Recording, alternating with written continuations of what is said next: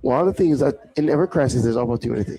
So the person who had cucumber right after Hurricane Melissa, or who had lettuce, or who had tomato, would have made very good returns on their investments. Yes. And some of our youth benefited from that. They're trying to get you away from me. Yes. So I have to give one final one. No problem.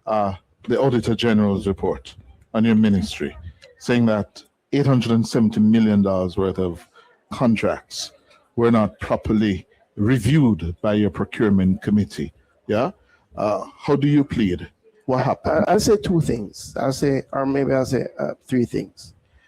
I think people are very aware how our procurement systems operate now, and that procurement does not operate at the level of the minister, and that is on purpose. We structured our system in such a way to separate ministerial oversight and ministerial direction from procurement. And ministers are by law mandated to focus on things of policy. So a lot of the things that have come to bear in terms of, for example, a committee minutes not being supplied are news that would come to the minister for the first time. So I'll say that firstly, and I'll come back to that in the end. The second thing is, having discussed it with my technical team, and I'm sure they have prepared a response and would have disseminated a response.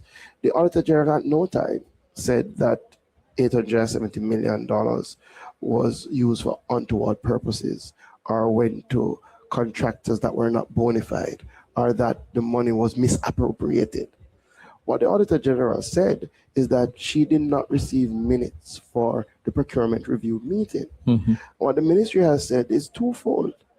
In some instances, you are not required by law to have a procurement review meeting.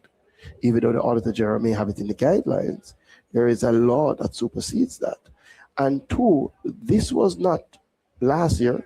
This was not the year before. This was in 2021, 2022, when we were in COVID, when the meetings were being held virtually, and that the ministry had indicated to the Auditor General that there were challenges retrieving the recordings from that virtual system, and have taken steps to retrieve those recordings as far as possible and to share them. So there was no malfeasance. And sometimes when these reports band about figures, it gives the impression that there is malfeasance or misappropriation that has not been said. The third matter that I find extremely curious is why in the reporting of this would a media house seek to put my image against a report that had absolutely nothing to do with my ministerial direction, absolutely had nothing to do with me as minister personally, that there was no reference to me or allegation in relation to me. And then they put it on social media, superimpose a title that says transparency compromise, to give the impression that the person in the headline image is connected to the compromisation of transparency, when that is not true. And I think that is unethical. And I think we have to look back at our tenets of journalism in this country. The factual context is that I was only minister for 4 months in that year that the audit refers to. But outside of that, these reports do not relate, refer, or engage with ministers.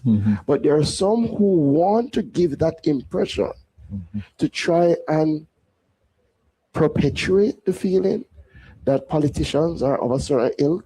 Some of them forget that we have lives before and after politics. There has never been, in my short but now longish political journey, any allegation about corruption or lack of transparency.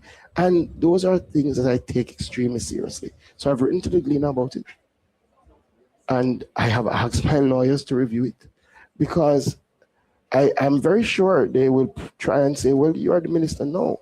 But the association that is given from the headline image being attached to the headline suggests you were responsible ministerially at the time. It is wrong. It is untrue, it is unethical, and it should not be done. Floyd Green, Minister of Agriculture, Fisheries and Mining. Thank you, sir. Time for the break. Since Hurricane Melissa, and also how we move forward towards the rest of the financial year and towards 2026. We all know Hurricane Melissa left a significant impact on our country, damaging crops, livestock, fisheries, agro-parks, irrigation systems. Over 70,000 farmers would have been impacted by Hurricane Melissa. Over $30 billion in damage. And by the World Bank's own rapid assessment, probably closer to $60 billion in damage. Crops were damaged, destroyed. Livestock operations were disrupted. Fishing beaches, gear were compromised. Irrigation systems were affected. But thank God, our farmers and fishers remain resilient. And I think we should take this opportunity to give our farmers and fishers a big round of applause for how they have stood up in the face of adversity.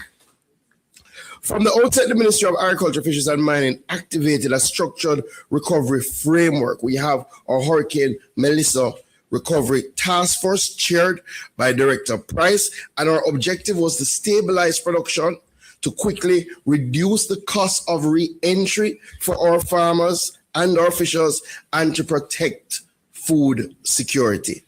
The Rural Agriculture Development Authority will have led the on-the-ground crop recovery effort across all parishes. Immediately following Hurricane Melissa, RADA embarked on a coordinated seed and planting material distribution program, prioritizing short-term and quick-bearing crops to stabilize supply in the shortest possible time. In fact, to date, we have distributed 14,038 packs of assorted vegetable and fruit seeds valued at $90 million. These inputs have impacted over 10,000 farmers. We have also been able, through that, to establish about 840 hectares of production island-wide.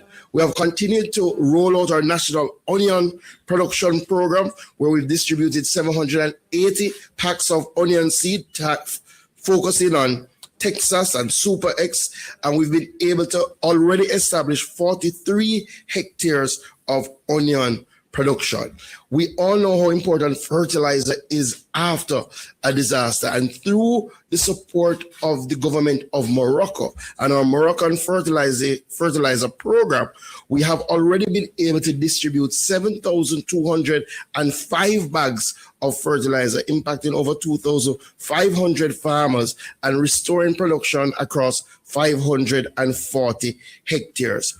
We knew and we recognized, and in my first intervention, as a part of our response mechanism, we wanted to ensure that our farmers had access to land preparation, because that is one of the biggest barriers for entry and for recovery. And as such, we removed the costs of land preparation through our RADA system. I'm pleased to report that already we have prepared 504 hectares for approximately 1,300 farmers at a value of $80 million.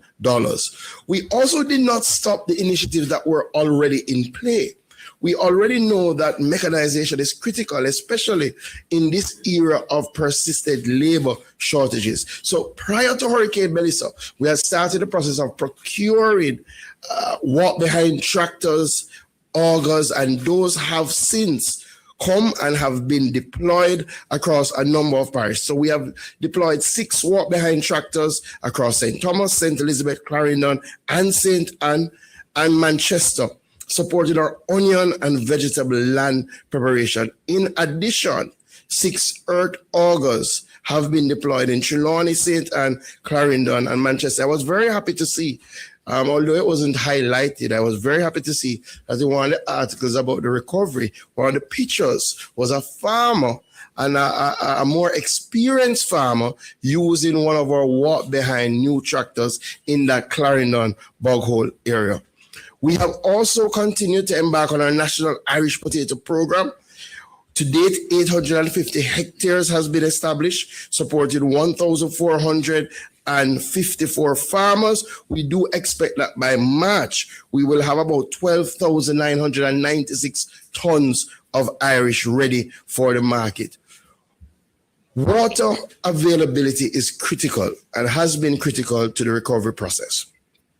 Through the National Irrigation Commission, emergency water support and restoration works were implemented, particularly in our western region. We learned a lot from Hurricane Beryl, and what we did during the time between Beryl and Melissa was to strengthen our resilience of our national irrigation system by ensuring that we had backup power generation for some of our main irrigation networks. In fact, a week after Hurricane Melissa, we were able to restore irrigation services to 75% of our customers. I think that deserves a big round of applause. And by our customers have had access to irrigation services. I really want to also thank JPS because we did see a big difference since Beryl to now, where the JPS is prioritizing the NIC systems as part of the critical infrastructure to be restored. And again, it's not by chance, where once the farmers have access to water, they will get out and produce again. But we haven't only done that. In fact, not only did we restore the irrigation services, we removed the cost to the farmers to get the irrigation water.